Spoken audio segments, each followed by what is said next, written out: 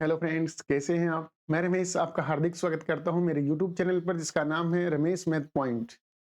आज हम परसेंटेज का तीसरा लेक्चर ले रहे हैं जिसमें हम बात करेंगे कीमत की और उसके कंजप्शन की यानी कि उसकी खपत की। पिछली वीडियो में हमने देखा था दो वस्तुओं के बीच में कंपैरिजन। तो आज हम चलते हैं परसेंटेज का तीसरा लेक्चर लेके और उसमें हम बात करने वाले हैं कि कंजप्शन क्या होता है और कीमत क्या होती है यानी कि उसकी रेट क्या होती है। तो उसकी बात हम दोस्तों करते हैं।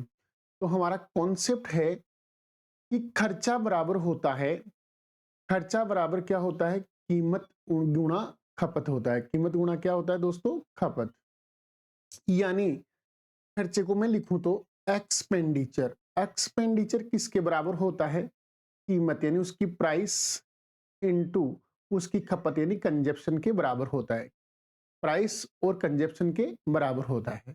यानी अब मान लो इसमें मैंने इसे लगा दिया कि यदि कंजप्शन इसका जो खर्चा है, अगर मैंने ई को क्या मान लिया, कांस्टेंट, कांस्टेंट मान लिया इसको कि खर्चा क्या है, कांस्टेंट है, खर्चे में कोई परिवर्तन ना हो, खर्चा जितना है उतना का उतना ही रहे, तो P प्रोपोर्शनल 1/C, अर्थात कंजप्शन होगा वो प्राइस का व्यतकर्मानुपाती होगा। यानी जो रेशियो प्राइस का होगा उसका जस्ट उल्टा रेशियो किसका होगा, कंजप्शन का रेशियो होगा। उसका जस्ट उल्टा किसका रेशियो होगा, कंजप्शन का रेशियो होगा। तो दोस्तों यहां से हम आराम से क्वेश्चंस कर सकते हैं कि हमें क्या दिया गया था कि खर्चा होता है वो कीमत और खपत के मल्टीपल के बराबर होता है। एक्सपेंडिचर होता है वो P इंटू यानी प्राइस इंटू कंजप्शन, उन दोनों के मल्टीपल के बराबर होता है। और यदि ई को हम क्या रख देते हैं, कांस्टेंट, यानी खर्चा, एक्सपेंडिचर क्या है, बिल्कुल कांस्टेंट है, स्थिर है, उसमें कोई परिवर्तन नहीं हो रहा है। उस समय जो प्राइस है वो 1/C के क्या होगी, समानुपाती, यानी कि C और P एक दूसरे के प्रतिलोम होंगे। यानी P का रेशियो यदि M रेशियो N है तो C का रेशियो N रेशियो M होगा। तो चलते हैं दोस्तों इसके ऊपर आधारित एग्जाम्पल्स में।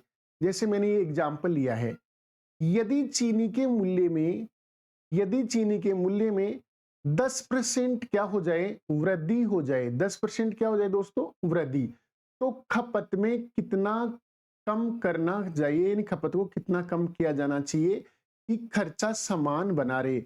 यानी दोस्तों यहां एक्सपेंडिचर को क्या रखा है इसने, कांस्टेंट रखा है, कांस्टेंट रख दिया इसने। एक्सपेंडिचर क्या रहेगा, कांस्टेंट रहेगा, खर्चे में कोई परिवर्तन नहीं होगा।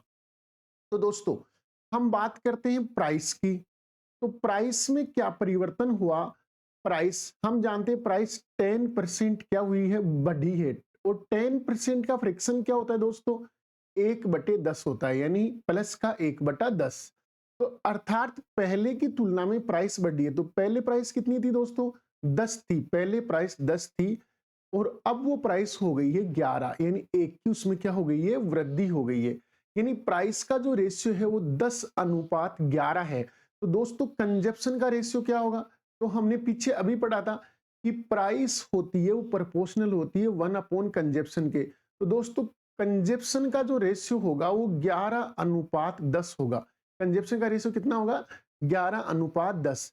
तो बताइए कंजप्शन में कमी कितने की हुई, तो आप कहेंगे सर एक की कमी हुई, कितने पर, 11 पर।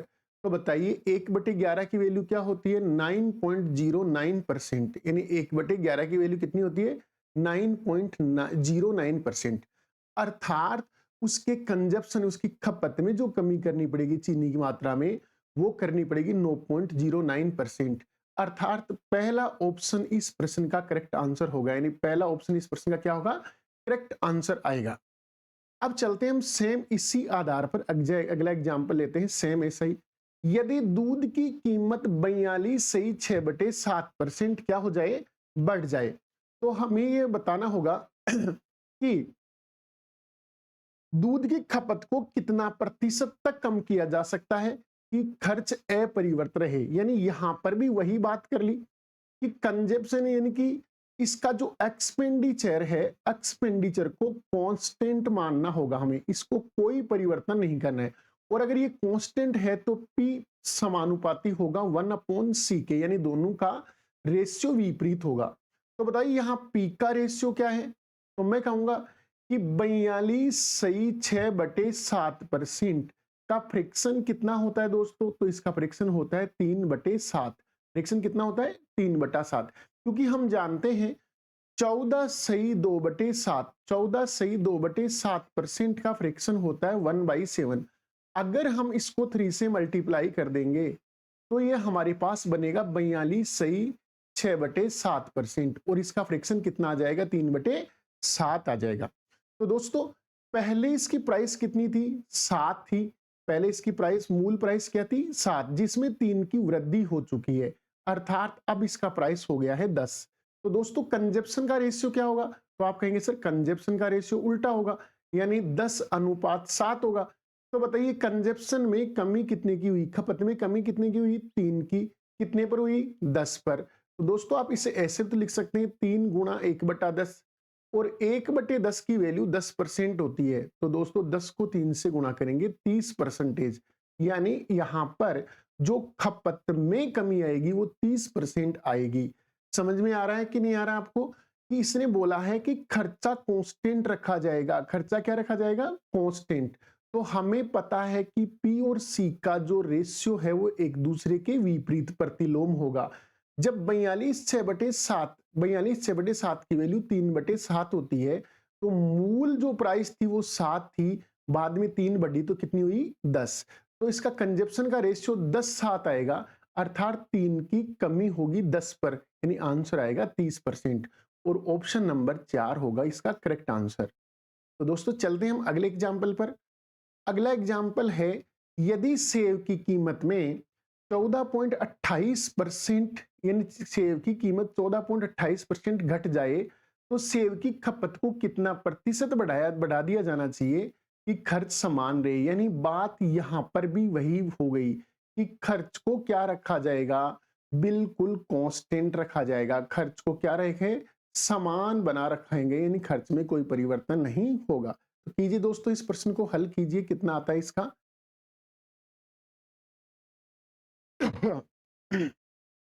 आशा करते हैं कि इस प्रश्न के आंसर आप निकाल लेंगे।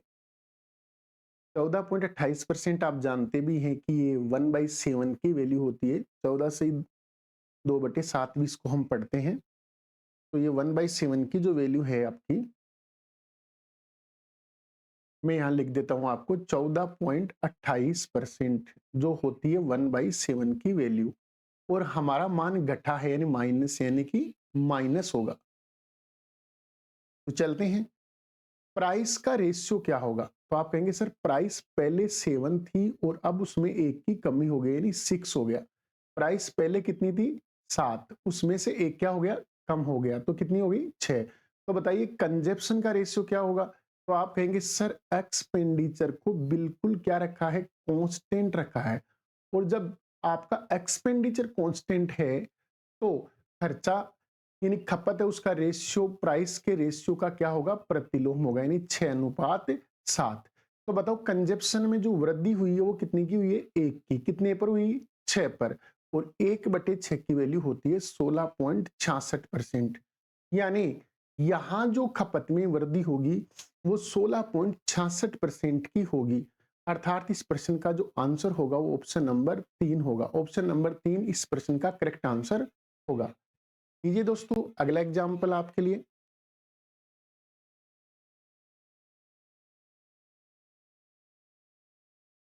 अगला एग्जाम्पल है, करो इसको।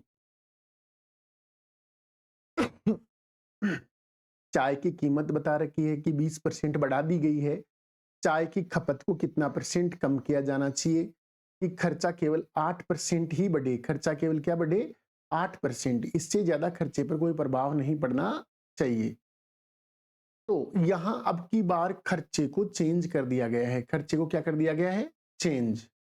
देखो एक्सपेंडिचर को कितना बढ़ाया गया, तो आप कहेंगे सर एक्सपेंडिचर को 8% क्या कर दिया गया है बढ़ा दिया गया है, और यहां जो कीमत थी प्राइस थी उसको कितना बढ़ाया गया है, तो आप कहेंगे सर 20% बढ़ा दिया गया है। अब मुझे बताइए 8% का फ्रैक्शन क्या आएगा, तो आप कहेंगे सर इसका फ्रैक्शन होगा 2/25, 2/25 बढ़ा दिया गया है। और इसकी फ्रैक्शन कितनी होगी 1/5, ये भी बढ़ा दिया गया है, ये भी बढ़ा दिया गया है। तो अब यहां से हम कह सकते हैं कि प्राइस का जो रेशियो होगा, वो प्राइस का रेशियो तो क्या होगा, वो होगा 5:6। प्राइस का रेशियो कितना होगा दोस्तों, 5:6 होगा। और इसके एक्सपेंडिचर का जो रेशियो होगा वो कितना होगा, तो वो होगा आपका 25:27, यानी इसमें 2 की क्या हो चुकी है, वृद्धि हो चुकी है। अब दोस्तों हमने पढ़ा था कि एक्सपेंडिचर बराबर होता है प्राइस इनटू कंजप्शन।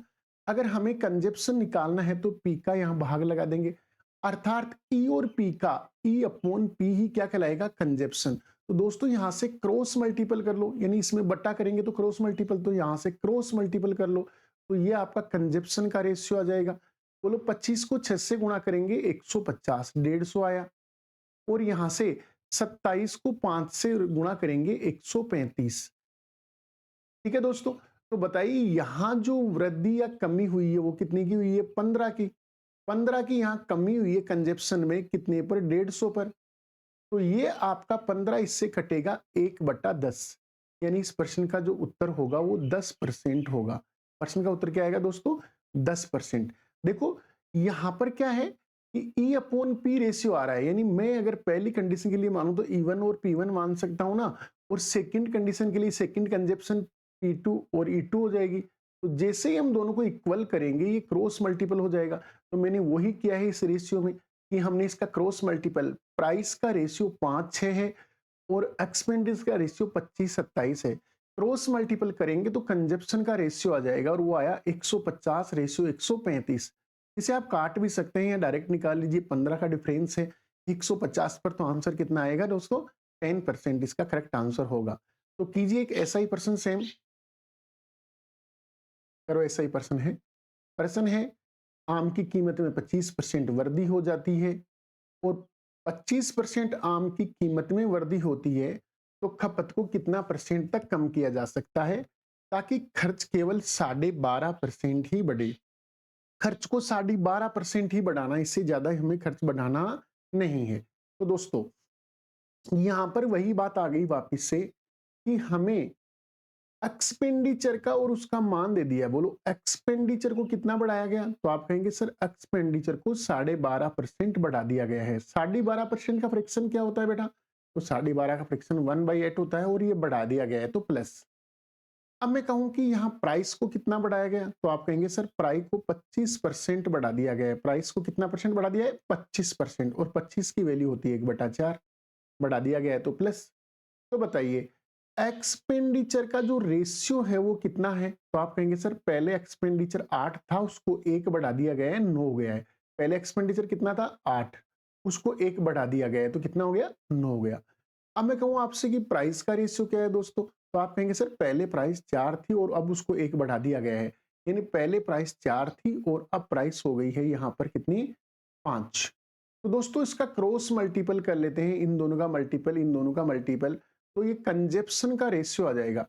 बोलो नोचो कितना हुआ, 36, और यहां से 8 5 कितना हुआ, 40।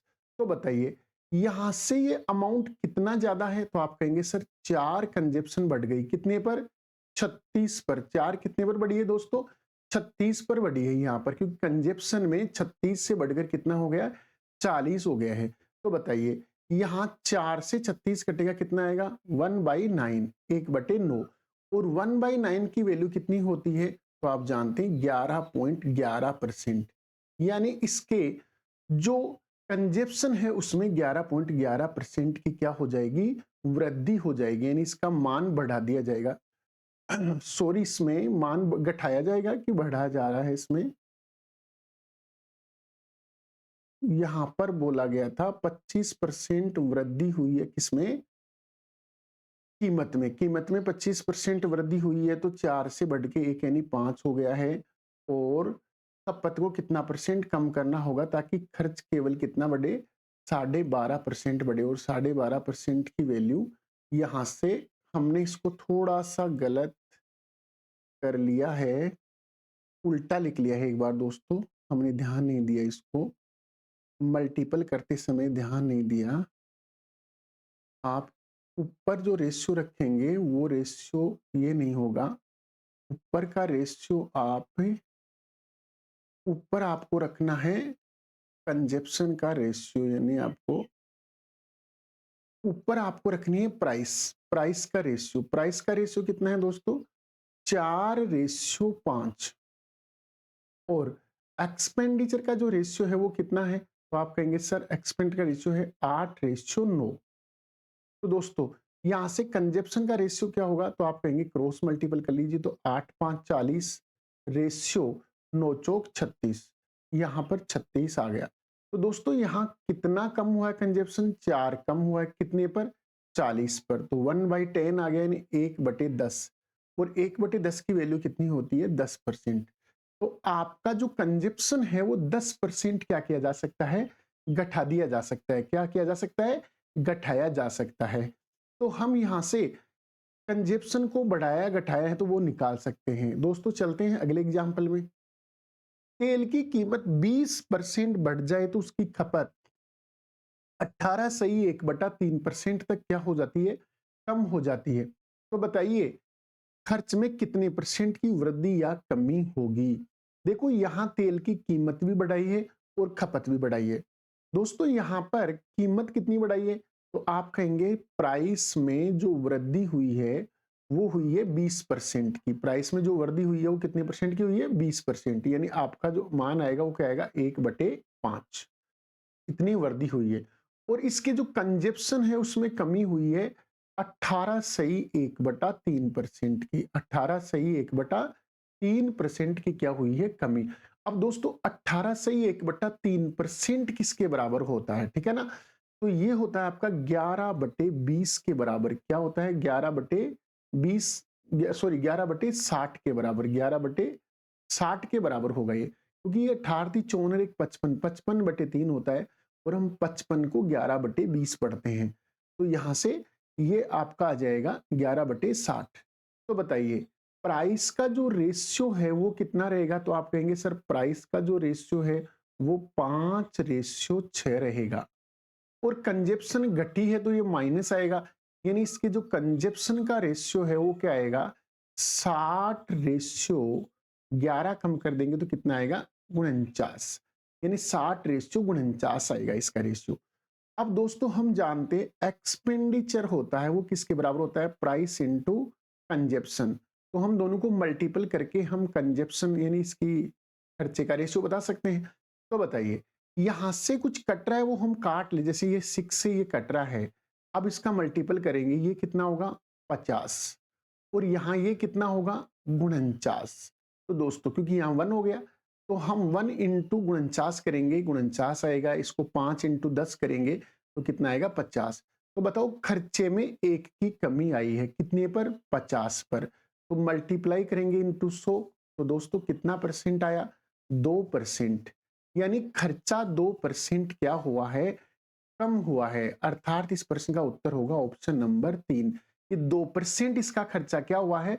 डिक्रीज हुआ है, घटा है। इसका खर्चा 2% क्या हुआ है? घटा है, डिक्रीज हुआ है। चलते हैं दोस्तों अगले एग्जाम्पल पर। और हमारा अगला एग्जाम्पल क्या है? चीनी की कीमत है उसको क्या किया गया है? चीनी की कीमत को 37.5% वृद्धि हो जाती है और चीनी की खपत को 9.09% कम किया जाता है। तो उसके खर्च में प्रतिशत वृद्धि या कमी ज्ञात करो।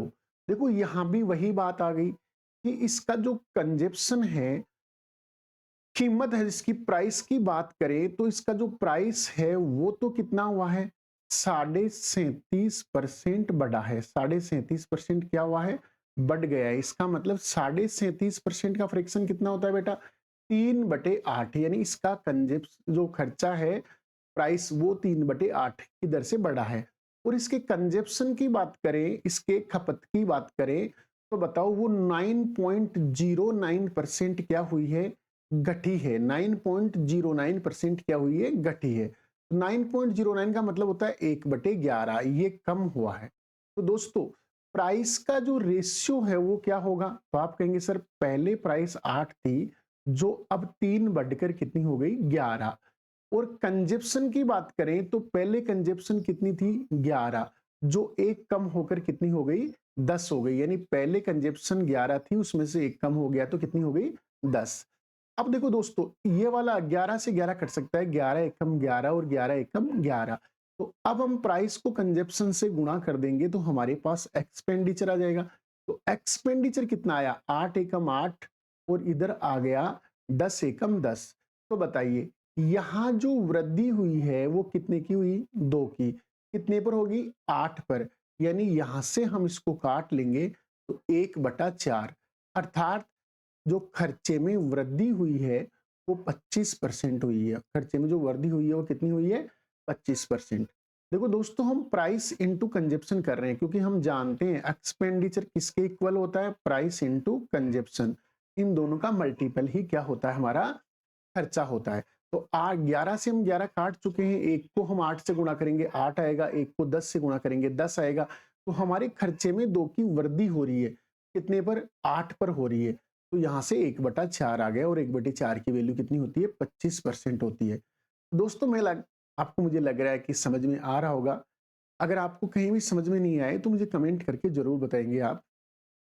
चलते हैं अगले एग्जाम्पल पर।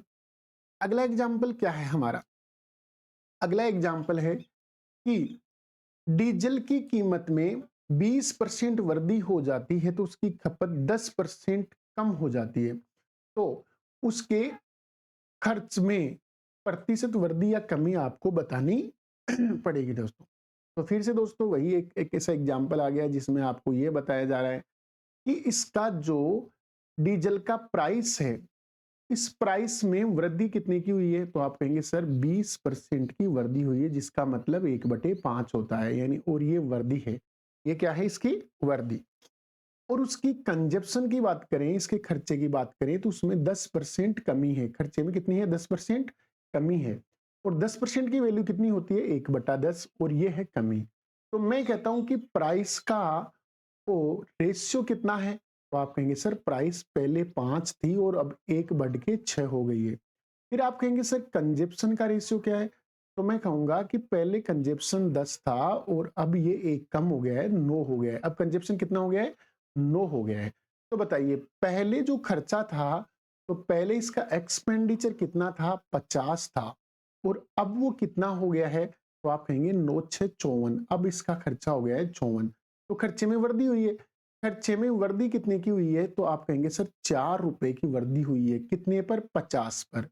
अब आप जानते हैं दोस्तों 1/50 की वैल्यू तो क्या होती है 2% होती है, या इसको आप मल्टीप्लाई 100 से कर दीजिए। 50 का भाग 100 में 2 बार गया, अर्थात ये इसका उत्तर आएगा 8%। खर्चे में जो वृद्धि होगी वो कितने परसेंट होगी 8%। तो ऑप्शन नंबर 2 इसका करेक्ट आंसर होगा। ऑप्शन नंबर 2 इसका क्या होगा करेक्ट आंसर होगा। देखो 20% की वैल्यू क्या दे रखी थी हमें 1/5, 10% की क्या होती है 1/10, यानी इसमें जो आपका प्राइस है वो 5 में 1 बढ़ा है, यानी 5:6, और ये 10 में 1 घटा है, यानी आपका 10:9 हुआ है। तो 5 इंटू 10 50, 6 इंटू 9 कितना हो रहा है 54। तो दोस्तों यहां से 4 की वृद्धि 50 पर हुई, तो मल्टीप्लाई 100 से करेंगे तो 8% आएगा। तो चलते हैं हम अगले एग्जाम्पल में। अगला एग्जाम्पल हमारा क्या है, गेहूं की कीमत में 22.22% की वृद्धि हो जाने पर एक व्यक्ति 990 रुपए में 2 kg गेहूं क्या कर पाता है कम खरीद पाता है। तो बताओ प्रारंभिक मूल्य प्रति किलोग्राम ज्ञात करना है, यानी गेहूं के जो भाव है ना वो हमें बताने हैं कि शुरू में गेहूं का जो मूल्य था वो कितना था, हमें ये बताना होगा। तो दोस्तों चलिए मैं यहां से आपको ये बताना चाहता हूं कि इसके जो कीमत है प्राइस है वो प्राइस कितनी बढ़ी है, इसकी प्राइस जो बढ़ी है वो बढ़ी है 22.22%। और मुझे बताओ 22.22% का फ्रैक्शन क्या होता है, तो आप कहेंगे सर 2/9, क्योंकि हम जानते हैं 1/9 होता है वो 11.11% होता है, तो 2/9 22.22, और ये वृद्धि हुई है तो मैं इसको लिख देता हूं प्लस में। तो बताइए प्राइस का जो रेशियो है वो प्राइस का रेशियो क्या रहेगा, तो आप कहेंगे सर प्राइस का रेशियो 9:11 रहेगा, 9:11। अब बताओ उसने पहले भी वो व्यक्ति 990 रुपए खर्च कर रहा था और अब भी उस व्यक्ति ने 990 रुपए ही खर्च किए हैं, तो उसको जो पहले की तुलना में गेहूं है ना वो 2 किलो कम प्राप्त हुए हैं। इसका मतलब उसने अपना एक्सपेंडिचर क्या रखा है, कांस्टेंट रखा है। उसने अपना एक्सपेंडिचर क्या रखा है बेटा, उसने अपना एक्सपेंडिचर कांस्टेंट रखा है, यानी उसने अपने खर्चे को बिल्कुल नहीं बदला है। पहले भी 990 रुपए खर्च कर रहा था, अब भी 900। जब आपका कंजेप यानी आपका जो खर्चा है वो कांस्टेंट रहेगा, तो मुझे बताइए कंजप्शन का रेशियो क्या होगा, तो वो बिल्कुल प्राइस के रेशियो का उल्टा होगा। तो आप कहेंगे सर ये 11:9 होगा। अब बताओ कंजप्शन पहले की तुलना में कितनी कम हुई, तो आप कहेंगे सर 2 यूनिट कम हुई। तो बताओ 2 यूनिट किसके बराबर बता रखी है, तो इसने ये कहा कि 2 kg कम हुआ है, 2 kg गेहूं कम आया है। तो बताओ 2 यूनिट अगर 2 kg के बराबर है, तो 1 यूनिट 1 kg के बराबर हुआ ना बेटा।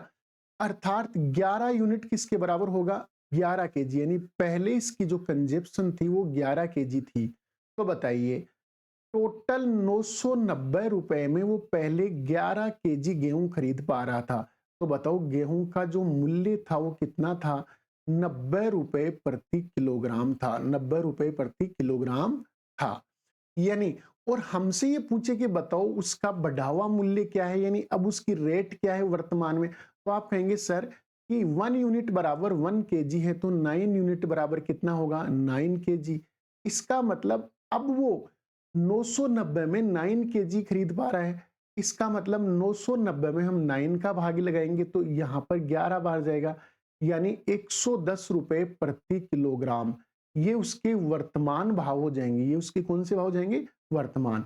प्रारंभ में गेहूं 90 रुपए किलो के भाव का था और अब कितने के भाव का है, 110 रुपए किलो के भाव का है। तो बताइए इस प्रश्न का राष्ट्रीय आंसर क्या होगा, 90 रुपए किलो, क्योंकि हमें प्रारंभिक मूल्य पूछा गया है।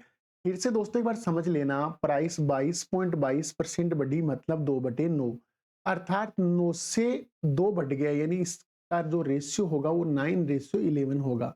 तो मैं कहता हूं अगर खर्चे को कांस्टेंट रखा है तो कंजप्शन 11:9 में, यानी इसका जस्ट उल्टा होगा। अगर 11 और 9 के बीच में डिफरेंस 2 यूनिट का है और हमें यहाँ डिफरेंस 2 kg का दिया है, तो बताइए 2 यूनिट 2 kg के बराबर है, तो 1 यूनिट 1 kg के बराबर होगा। तो आप कहते हैं 11 एकम 11, इसका मतलब पहले वो 11 kg वस्तु ला रहा था, अब 9 एकम 9 kg वस्तु। अगर आपको पुराना मूल्य चाहिए तो 11 kg का भाग लगा दीजिए 990 में, और यदि आपको नया वाला मूल्य चाहिए तो 9 kg का भाग लगा दीजिए 990 में। तो आपके दोनों रेट्स आपके सामने आएंगे। तो चलते हैं दोस्तों अगले एग्जाम्पल पर, सेम ऐसा ही। सेव की कीमत है, उसमें क्या हुआ है, सेव की कीमत में 20% कमी हो जाने पर एक आदमी 360 रुपए में 3 किलोग्राम सेव अधिक खरीद लेता है, यानी उसको ज्यादा मिले क्योंकि डाउन हो गए भाव, भाव पहले से क्या हो गए, डिक्रीज हो गए।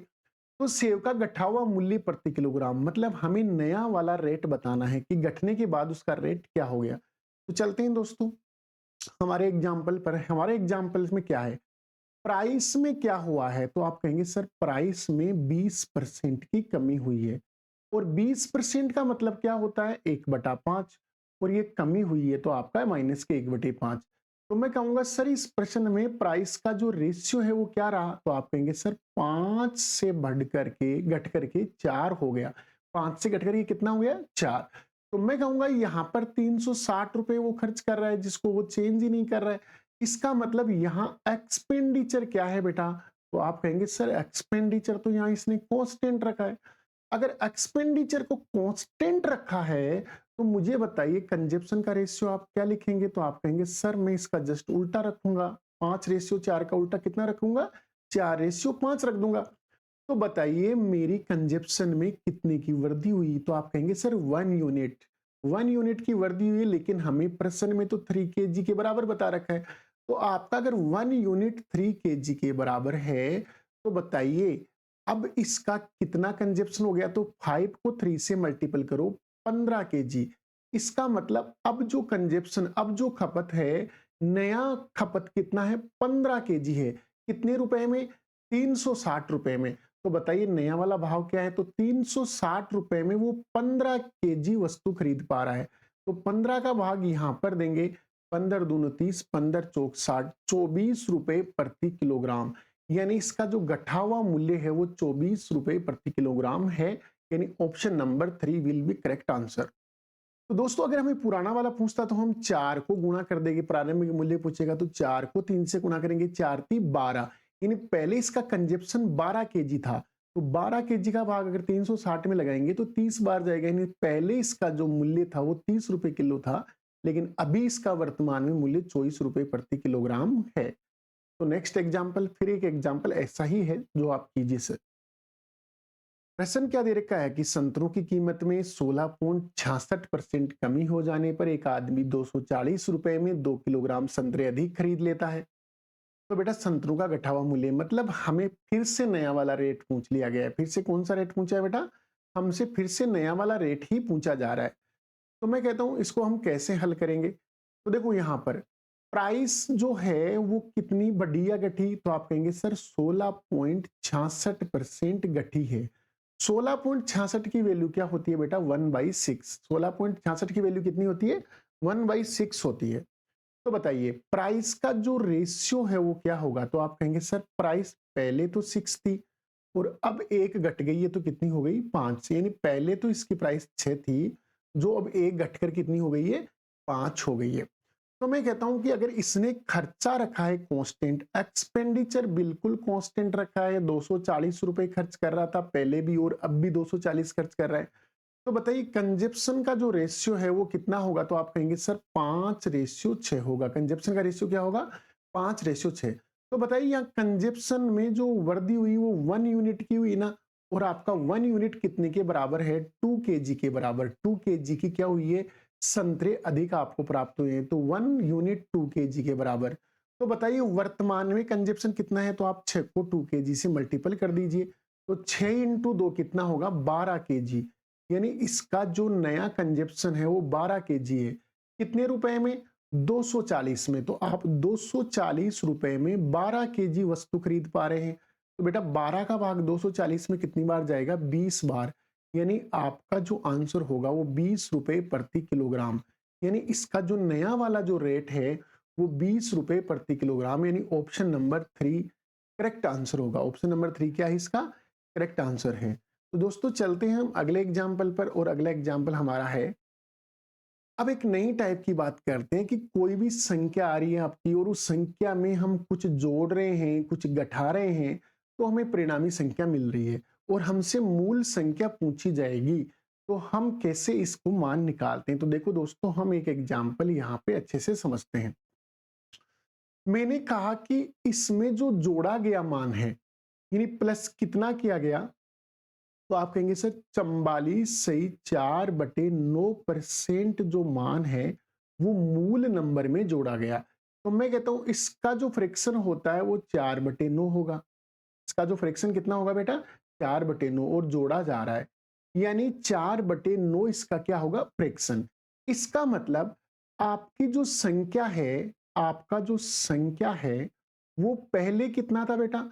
तो आप कहेंगे सर पहले ये संख्या 9 था और अब ये संख्या कितना हो गया? 13 हो गया। अब ये संख्या कितना हो गया? 13। पहले ये संख्या 9 था और अभी संख्या में 4 की वृद्धि हो गई, तो ये संख्या हो गया 9।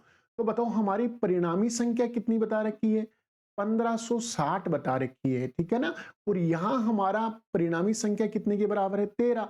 तो मैं कहूंगा अगर 13 यूनिट अगर बराबर है 1560 के, तो बेटा इसको हम काट लेते हैं। 13 से आपका 156 कटेगा 12 बार, यानी 120। 1 यूनिट की वैल्यू कितनी आ गई बेटा? 120। तो बताइए हमारी मूल संख्या 9 थी, तो 120 को 9 से मल्टीपल करते हैं, तो 12 नामे 108 और एक जीरो, यानी 1080। हमारा मूल नंबर क्या था? 1080 था। फिर से देखना बेटा एक बार, हमारे जो संख्या है उसमें जोड़ेगी वैल्यू है 44/4/9%, जिसका फ्रैक्शन वैल्यू क्या होता है? 4/9 होता है। अर्थात हमारा मूल नंबर 9 था, हमारी संख्या प्रारंभ में कितनी थी? 9, जिसमें हमने 4 और जोड़ दिया तो संख्या बन गई 13, और ये हमारी परिणामी संख्या हो गई।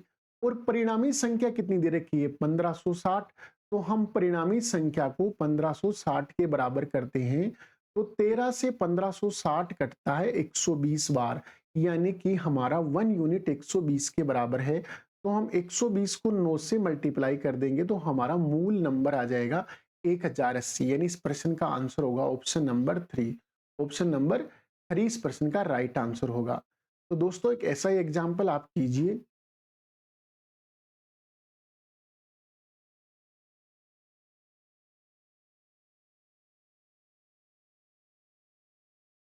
क्या है इसमें, संख्या में घटाया गया है बेटा, आपकी बार 16.66% क्या किया गया है, घटाया गया है। तो हमें यह बताना है कि परिणामी संख्या 135 प्राप्त होती है, तो हमें मूल संख्या बतानी है कि मूल संख्या क्या होगी, वो हमें निकालना होगा।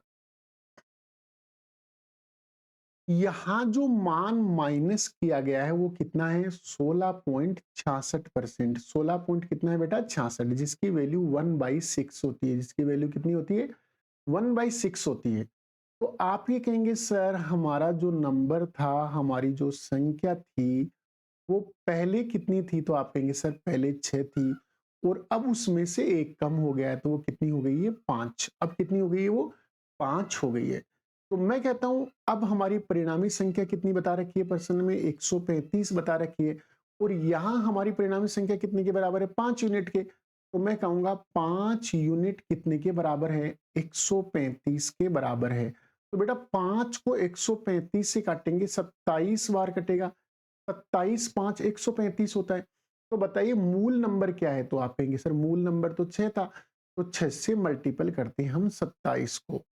तो बताइए 27 को 6 से मल्टीपल करेंगे तो 142 आएगा। कितना आएगा, 162 आएगा, सॉरी 162, 162, 162 प्राप्त होगा, क्योंकि 7 6 42 होता है, 4 तो 6 दूनी 12 और 4 16, 162।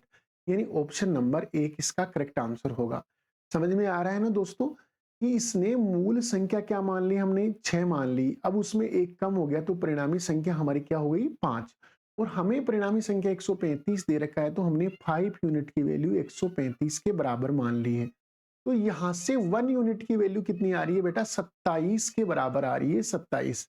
तो हम इस मूल संख्या को 27 से गुणा करेंगे तो हमारा मूल नंबर 162 प्राप्त हुआ। तो कीजिए दोस्तों अगला एग्जाम्पल सेम ऐसा ही एग्जाम्पल है। किसी संख्या 165, किसी संख्या में 165 जोड़ दिया जाएगा तो परिणामी जो संख्या है वो 237.5%। अब की बार आपको परिणामी नंबर है ना, वो दे रखा है कितना, एक 237.5। तो मैं देखो दोस्तों यहां से हम इसको करते हैं कि हमारा जो परिणामी नंबर है, यानी परिणामी जो संख्या है वो कितनी है, तो आप कहेंगे सर परिणामी संख्या है 237.5% के बराबर है। अब मैं कहूंगा कि ये किससे मिलकर बना है, तो आप कहेंगे सर ये 200% से और 37.5% से मिलकर बना हुआ है। अब दोस्तों आप दोनों का ही जानते हैं, बोलो 200% किसके बराबर होता है, तो 2 के बराबर। 37.5% कितने के बराबर होता है, 3/8 के बराबर। तो 8 दूनी 16 प्लस 3 19, यानी इसका जो फ्रैक्शन आएगा वो 19/8 आएगा।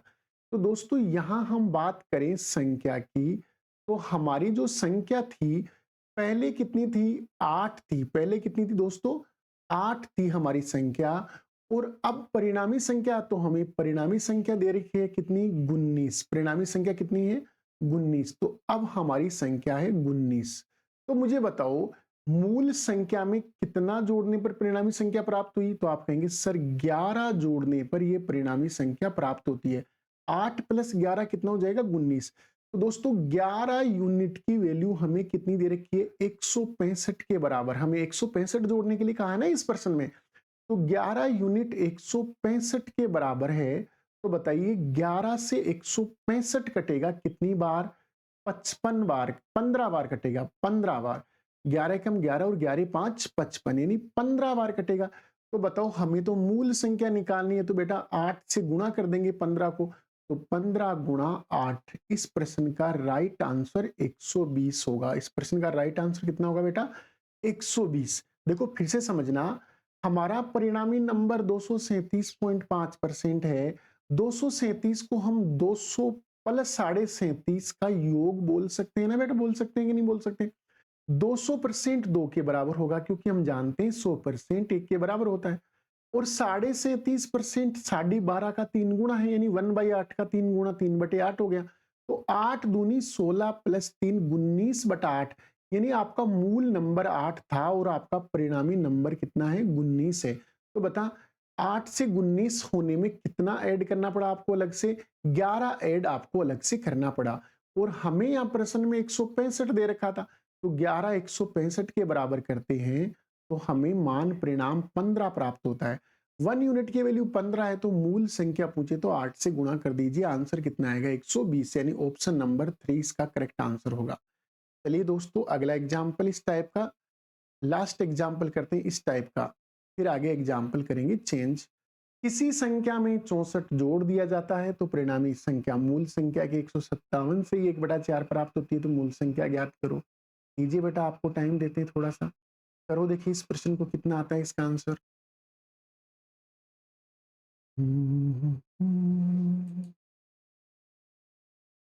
अगर आप यूं ही तैयारी करते रहे तो हम बिल्कुल अच्छे से तैयार हो जाएंगे, अच्छे से तैयारी में हो जाएंगे, या बहुत अच्छे परसेंट को हम निकाल पाएंगे।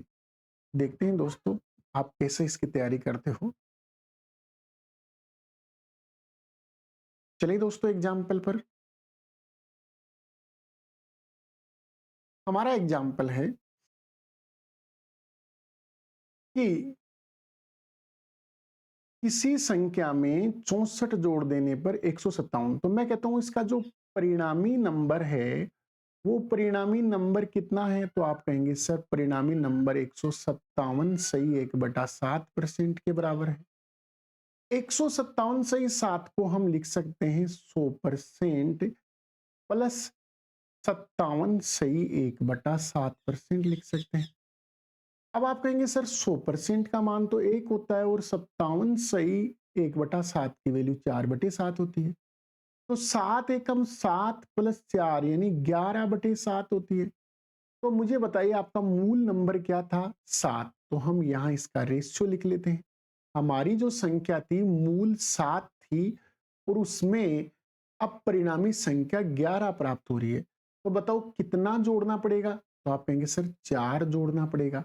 और ये 4 किसके बराबर बता रखा है 64 के बराबर बता रखा है, तो 4 64 के बराबर है, तो 1 कितने के बराबर होगा बेटा, तो आप कहेंगे सर 16 के बराबर होगा, यानी 1 यूनिट की वैल्यू 16 आ गई। तो मूल संख्या निकालनी है तो 7 से मल्टीपल कर देंगे, तो 16 इंटू 7 कितना होगा 112, 16 इंटू 7 कितना होगा बेटा 112 होगा। तो इस प्रश्न का करेक्ट आंसर होगा 1 नंबर ऑप्शन। अब दोस्तों हम चलते हैं अगले कॉन्सेप्ट, और हमारा अगला कॉन्सेप्ट है आयकर वाले प्रश्न, कि आयकर से संबंधित प्रश्न क्या होता है। तो देखना दोस्तों, सबसे पहले हम इसको थोड़ा सा समझते हैं क्या होता है आयकर। देखो, कुल आय आपकी होती है, कुल आय यानी आपकी इनकम, और हमेशा कुल आय पर क्या लगता है टैक्स यानी आयकर, टैक्स लगता है यानी आयकर लगता है। ठीक है, ये आपकी टोटल इनकम है, टोटल इनकम। अब बेटा टोटल इनकम पर टैक्स लगेगा तो हमारे पास जो बचेगी इनकम उसको हम बोलेंगे शुद्ध इनकम। क्या बोलेंगे, शुद्ध आय, यानी कि उसको हम कह सकते हैं नेट इनकम, नेट इनकम। तो मुझे बताओ, आप कुल आय के ऊपर टैक्स काटेंगे तो वो टैक्स जितने रुपए का कटेगा उतने रुपए आपकी शुद्ध आय में से क्या हो जाएंगे, कम हो जाएंगे। इसका मतलब जितना परिवर्तन आपके टैक्स में होगा उतना ही परिवर्तन आपके क्या होगा शुद्ध आय में होगा। अगर आपका टैक्स पहले से बढ़ाएंगे, हम इसको इंक्रीज कर देंगे, ठीक है ना, इंक्रीज कर देंगे, तो आपका शुद्ध आय नेट इनकम क्या हो जाएगा, डिक्रीज हो जाएगा। नेट इनकम क्या हो जाएगा बेटा, डिक्रीज। और अगर ये डिक्रीज होगी आयकर, तो आपकी ये इनकम क्या हो जाएगी, इंक्रीज हो जाएगी, और सेम रेशियो में होगी। तो आप कह सकते हैं कि जो हमारे टैक्स में परिवर्तन होगा सेम उतना ही परसेंट किस में परिवर्तन होगा, शुद्ध आय में परिवर्तन होगा। तो एक कॉन्सेप्ट आ गया कि टैक्स में परिवर्तन यानी टैक्स का जो आपका डिक्रीज या इंक्रीज होगा वो बराबर होगा नेट इनकम का जो भी आपका डिक्रीज या इंक्रीज है उसके जस्ट बराबर होगा, क्योंकि जितना टैक्स में परिवर्तन होगा उतना ही आपकी नेट इनकम में परिवर्तन होगा। लेकिन दोनों का परसेंटेज वैल्यू इक्वल नहीं रहेगा, दोनों का परसेंट वैल्यू अलग रहेगा। जैसे मान लो एक व्यक्ति की इनकम है 10,000 रुपए और इसके टैक्स लगता है, मान लो टैक्स इसके लगता है 10%, तो बेटा 1,000 रुपए टैक्स कट गया तो उसकी नेट इनकम कितनी बची? 9,000। अब मैं कहता हूं कि मैंने यहां से टैक्स को 10% बढ़ा दिया, तो बताओ टैक्स कितना हो गया? 11 हो गया। टैक्स को मैंने कितना बढ़ा दिया? 10%, 11। तो बताओ 11 यहां से 11% निकालेंगे तो 1,100 रुपए टैक्स हो गया। तो बताओ अब कितना बचा? 8,900। तो यहां देखो 100 रुपए का क्या हुआ है? कमी हुई है 9,000 पर। इंटू 100 करेंगे तो 2 और 1 3 बिंदु कट जाएगी, 10 में 9 का भाग देंगे तो 1 सही 1/9%। इसका मतलब अगर टैक्स में 10% वृद्धि होती है तो नेट इनकम में 1 सही 1/9% कमी होती है, लेकिन दोनों हैं इक्वल। इसमें 10% बढ़ेगा, इसका मतलब 100 रुपए बढ़ रहा है, 1,000 से 11 हो रहा है, और यहां 9,000 से 8,900 हो रहा है, तो यहां भी 100 रुपए घट रहा है। यानी रुपए में अमाउंट इक्वल होगा लेकिन परसेंटेज अमाउंट क्या होगा? चेंज होगा। तो दोस्तों हम करते हैं इस पर एक एग्जाम्पल। देखिए इस एग्जाम्पल में क्या है। एग्जाम्पल हमारा है आयकर 19% बढ़ जाने पर एक व्यक्ति की शुद्ध आय 6% घट जाती है। तो मैं इस प्रश्न को बिल्कुल आसानी से कर सकता हूं कि बताओ टैक्स है, टैक्स में कितनी परसेंट वृद्धि हुई? तो आप कहेंगे सर टैक्स को है ना बढ़ा दिया गया, टैक्स में परिवर्तन 19% हुआ है, और नेट इनकम यानी शुद्ध आय, नेट इनकम है, शुद्ध आय है, इसमें परिवर्तन कितना हुआ है? 6%। तो क्या ये दोनों बराबर होंगे? तो आप कहेंगे बिल्कुल सर बराबर होंगे, जितना टैक्स बढ़ेगा उसी उसी अंतर के बराबर इनकम, आपकी जो नेट इनकम है वो घटेगी, लेकिन दोनों का परसेंट वैल्यू सेम नहीं रहेगा। दोस्तों परसेंटेज से परसेंटेज कैंसिल। बताओ टैक्स की वैल्यू कितनी? तो आप कहेंगे सर टैक्स 6 रुपए और नेट इनकम कितनी? 19। यानी आप कहेंगे सर टैक्स लगता है 6 रुपए का, जबकि आपकी नेट इनकम कितनी है? तो आप कहेंगे सर नेट इनकम मेरी 19 है। तो मुझे बताओ टोटल इनकम कितनी हुई? तो आप कहेंगे सर टोटल तो होगी नेट प्लस टैक्स, यानी 19 प्लस 6 कितना हुआ? 25। देखो टैक्स की वैल्यू कितनी है? टैक्स की वैल्यू कितनी है? 6। आमने सामने से वैल्यू उठाएंगे अपन। और नेट इनकम की वैल्यू कितनी है? 19। तो बताओ टैक्स प्लस ये दोनों जुड़ेंगे तो आपकी टोटल इनकम आएगी। तो बताओ टैक्स की रेट क्या होगी? तो आपका 6 रुपए का टैक्स टोटल इनकम 25 पर लगा है, तो इंटू 100। तो बेटा यहां से 25 चौक 100 यानी 6 चौक 24%। यानी यहां जो टैक्स की दर होगी वो कितनी परसेंट होगी? 24%। यानी 4 नंबर ऑप्शन इसका क्या होगा? करेक्ट आंसर होगा। चलते हैं दोस्तों अगले एग्जाम्पल पर, और अगला एग्जाम्पल हमारा सेम वैसा ही एग्जाम्पल है कि आयकर वो 17% बढ़ा दिया जाने पर एक व्यक्ति की शुद्ध आय 3% क्या हो जाती है? घट जाती है। तो आयकर की दर हमें ज्ञात करनी है कि आयकर किस दर से लिया जाएगा, और वो हमें आसानी से बता सकते हैं। आयकर 17% बढ़ा है, इसका मतलब टैक्स में जो वृद्धि हुई है वो कितनी है? तो आप कहेंगे सर टैक्स में जो वृद्धि हुई है वो 17% है। और आप कहेंगे सर नेट इनकम में कितना हुआ है? तो आपकी जो नेट इनकम है उसके अंदर 3% कमी हुई है, और आप जानते हैं दोनों बराबर होती है। परसेंट कट गया तो मुझे बताओ टैक्स कितने रुपए का था? 3 रुपए का, और नेट इनकम कितने की है? 17 की। यानी टैक्स तो लगता है 3 रुपए, और हमें नेट इनकम यानी जो नेट इनकम प्राप्त होती है वो 17 रुपए प्राप्त होती है। इसका मतलब हमारी जो टोटल इनकम थी वो 20 थी।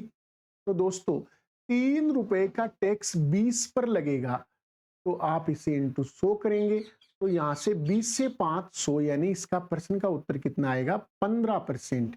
यानी इस प्रश्न का आंसर कितना होगा? 15% इस प्रश्न का करेक्ट आंसर होगा। तो चलिए दोस्तों हम इसके एक एग्जाम्पल में चलते हैं और अगला एग्जाम्पल है कि आयकर 12.5% बढ़ जाता है तो एक व्यक्ति की नेट इनकम 5% घट जाती है। तो मतलब यहां से क्या समझ में आया कि टैक्स में वृद्धि कितनी 12.5%। बेटा मैं 12.5% को 1/8 भी तो बोल सकता हूं बराबर नेट इनकम में कितनी परसेंट वृद्धि हुई है बेटा कमी 5। तो मैं 5 को 1/20 भी तो बोल सकता हूं दोस्तों। कितना बोल सकता हूं 1/20। यहां से मैं इसको क्या करता हूं 4 से काट लेता हूं 2 ये 4 से कटेगा तो 5। तो दोस्तों ये इससे 5 से क्रॉस मल्टीपल होगा ये 2 से क्रॉस मल्टीपल होगा। तो यहां से आएगा टैक्स का गुणा 5 बराबर नेट इनकम का गुणा 2। तो बताइए टैक्स कितने रुपए का है 2 रुपए का नेट इनकम कितनी है 5। तो मुझे बताओ टोटल इनकम कितनी होगी। तो आप कहेंगे सर 5 + 2 7 होगी। 5 + 2 क्या होगी 7। तो 2 रुपए का टैक्स कितने पर लगेगा 7 पर। अब मुझे बताया बेटा इसको आप 2 × 1/7 भी तो बोल सकते हो। अगर 1/7 की वैल्यू 14 सही 14 पॉइंट आपकी कितनी होती है तो इस प्रश्न का उत्तर आएगा 2 × 14.28 यानी आपका आंसर होगा 28.56% या 28 सही। ऑप्शन इसके गलत आ गए ऑप्शन को सुधार लेने इसका राइट आंसर होगा 28.56% इसका करेक्ट आंसर होगा। तो दोस्तों आज के लिए हम इतना ही पढ़ेंगे। हमारा वीडियो आपको कैसा लगा अगर आपको बहुत अच्छा लग रहा है आपको बहुत अच्छे से समझ में आ रहा है तो इस वीडियो को लाइक कीजिए ज़्यादा से ज़्यादा शेयर कीजिए सब्सक्राइब कीजिए और अपने फ्रेंड तक ज़्यादा से ज़्यादा पहुंचाइए ताकि मैं ऐसे ही वीडियो इसी उत्साह के साथ डालता रहूं। तो धन्यवाद। जय भारत जय हिंद जय श्री राम।